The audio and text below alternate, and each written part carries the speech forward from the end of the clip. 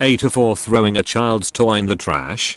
Hello. So I had an experience last week that I'm getting some backlash for, and I wanted to get some feedback. I, 22F, have epilepsy, seizure disorder, and my seizures are mainly brought on by stress and loud sounds. I had an appointment with my doctor last week, and as I was sitting in the waiting room, a child, about 5ish, was blowing this whistle toy thing, and it was very loud and screechy. I started feeling like I was about to have a seizure. I kind of get an aura beforehand, but luckily I was able to breathe and remind myself where I was and stuff. I asked the child's mom if she could have put it away and kind of explained the situation, but unfortunately she was unsympathetic.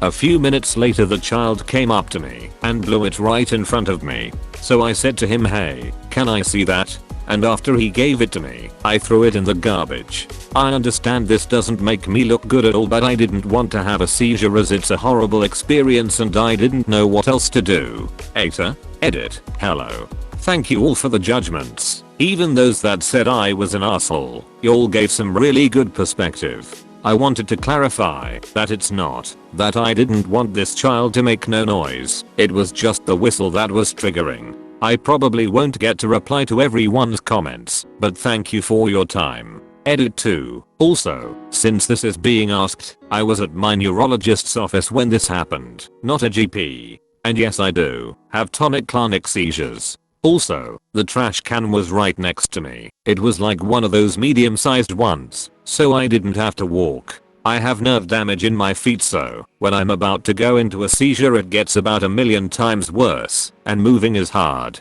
Thanks for asking these questions, hope this helps. NTA. It sucks that a lot of people aren't educated about epilepsy. The mom should have listened to you and taken away the kid's toy. It's scary to worry about having a seizure. I agree. NTA. My baby sister has seizures. Started as a baby. She outgrew them, we thought at age 10. She was diagnosed last year with colon cancer and it's now spread and she's begun to have those seizures again. She is nonverbal so can't say anything, but you can see the fear on her face during an episode. It's heartbreaking. They happen extremely fast as well. It's possible OP may not have had time to get a receptionist's help to stop the triggering behavior. The mother may not have understood that the noise could cause it. Possibly she didn't believe OP, but she should have erred on the side of caution and stopped the child anyway. Mostly the mother for allowing the child to continue to blow the whistle inside after you let her know your situation. If the child was in a situation where the whistle calmed them and it was better for the child to have it for any number of special needs reasons, then the mother could have let OP know and let the receptionist know the situation going on with OP so she could get help. Then the mother could have taken the child outside. Win-win. OP shouldn't have thrown out the whistle though. I do understand our emotions get the best of us, and I have never had to deal with a seizure, so it's easy for me to say that, of course. I don't blame OP for taking it, but since it wasn't yours to throw away, holding on to it until you went back / they went back, whichever happened first would have been better, or once the mother asked for it.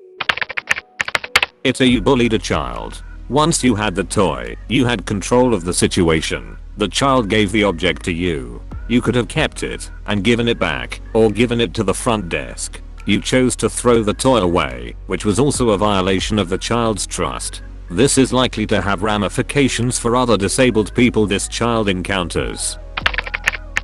NTA. While I can't comment on whether the mother misunderstood the severity of the problem, or whether you don't explain it well enough, the difference between it will cause me to end up on the floor, having a seizure, and I don't like the noise. The mother is still something of an asshole letting a child play with a loud toy in a doctor's waiting room. You can't expect a child to be silent.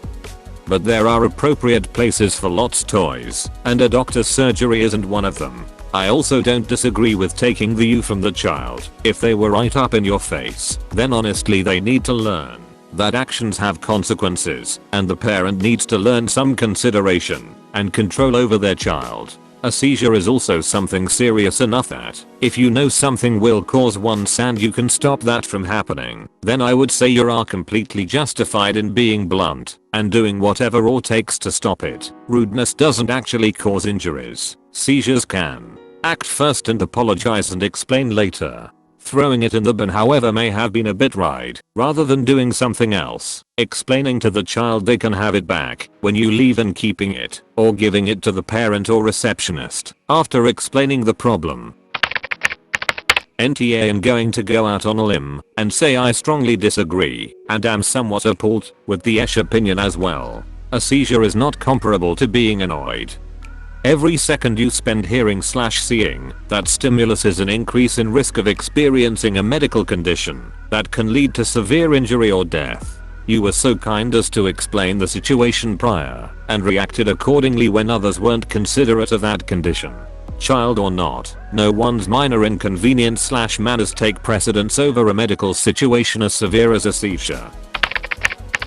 AITA for taking a seat from a pregnant woman on the bus. Okay. So, for reference, this happened a couple of months ago. I never really thought I was tar, but yesterday I was talking about it with some friends, and they told me that it was fucked up, and of course Reddit always has the answers, so here I am.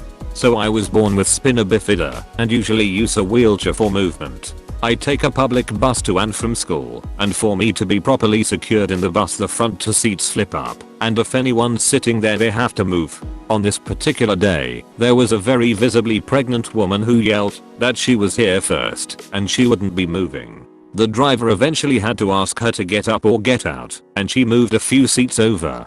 For the rest of the way to school she continued to stare at me, at one point commenting that they make special buses for people like me. They do have an "accessible program that has smaller buses on request for disabled users, but I can use the normal bus just fine as the schedule and route works out great for me." Anyways, at the time I didn't really think I was tar. After talking with some friends they pointed out that I could just gotten off and taken a later bus, which is true. I usually get to school half an hour early and the bus comes every 15 minutes, and that I also can stand and could have gotten into another seat, which is also true but very tiring, and I would still had to store my wheelchair somewhere. So Reddit, AITA. NTA. I've seen this play out in other settings/other ways.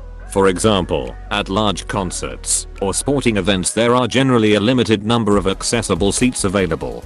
These seats are meant to be purchased by individuals with legitimate disabilities. They are generally more spacious and easier to get in and out of than the rest of the venue, in order to accommodate a wheelchair if necessary. Many venues sell these seats on good faith and do not inquire about the nature of your disability, which they shouldn't do anyway, because your health is your business. But, come on, people, do the right thing. I have a friend who is wheelchair bound due to a permanent disability. She really enjoys live music as it is one of the few activities she can participate in. She was denied the accessible seating she needed at a concert recently because a pregnant woman, along with her husband and children, had seated themselves there and would not move. Yet, the pregnant woman could clearly walk, dance, etc. without difficulty. I'm not saying pregnancy is without challenges. But, all things considered, if you're pregnant and well enough to be out and about, walking around, commuting independently, etc., a citizen who is in a wheelchair probably has a greater need for these sort of resources. Now you are fully entitled to special seating, as well as she is. If you were able to sit in a regular seat or stand, I would definitely say you were tar. I could also sort empathize with being enabled special seating and being asked to move and then being called out. I could understand how it would be embarrassing, and also if I was in pain and looked like the asshole, that would be extra hard. You aren't immoral or wrong in this case, I just empathize a lot with her, even though I haven't had a pregnancy.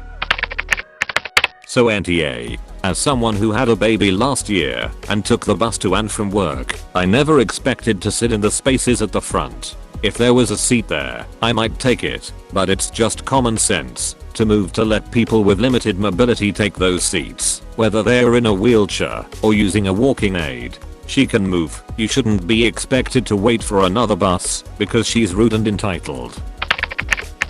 NTA, as a heavily pregnant, 38 weeks person, I can say from my perspective you did nothing wrong. Do I like to sit down at this point? Yes. Will I sit in the easiest and closest place? Also yes. Am I willing to move seats or even stand if someone else has a greater need for the seat? Of course. I'm pregnant. Yeah, I heard. Yeah, I get tired and my feet swell if I stand too long. However, someone in a wheelchair or an elderly person deserves the spot more than I do. I'm pregnant, not disabled. She was being rude and entitled. NTA, I feel like there's an unwritten hierarchy of who should get those priority spaces on buses, and people in wheelchairs are right at the top of that list. So if an able-bodied person was sitting there, then yes, they should give that seat to a pregnant woman. But if you are literally in a wheelchair, of course a pregnant woman should give up her seat for you. Even if you can stand for short periods, she doesn't know that. And she doesn't know your schedule or where you're going. She has no right to be rude.